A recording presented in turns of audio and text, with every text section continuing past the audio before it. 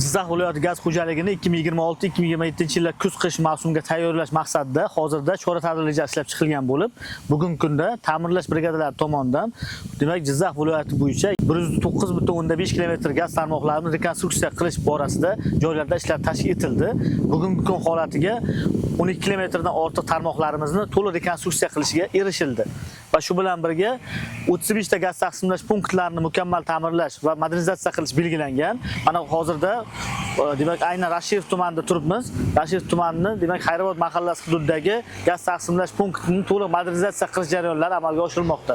Shu bilan birga hududlardagi demak temir yo'l atrofida o'tgan gaz tarmoqlarini va bunday qurilmalarni ham estetik jihatdan tartibga keltirish yoki ko'chirish maqsadida demak joylarda ishlar tashkil etilgan.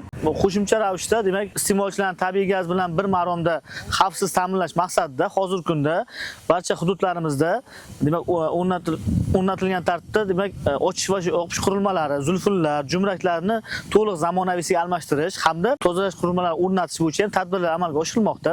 Jumladan hozir Zomin tumanida bir kun davomida demak 10 ta 150 mm bo'lgan va 2 ta 200 mm lik va 4 ta 100 mm lik demak tozalash qurilmalari o'rnatilishiga erishildi.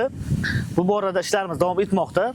Joriy yilni demak may va iyun oylari davrida demak Jizzax viloyati bo'yicha 341 dona tozalash qurilmalarining joylarga o'rnatilishi belgilangan. Va barcha hududlarimizda tegishli tartibda ishlar davom etmoqda. Gaz tarmoqlariga tozalash qurilmalari o'rnatish natijasida demak iste'molchilarga yetkazib bo'layotgan tabiiy gazni demak gaz quvuridagi mexanik aralashmalarni ushlab qolish xususiyatiga ega bo'ladi. Ya'ni bunga tosh, zang, chang kabi qurilmalar kiradi.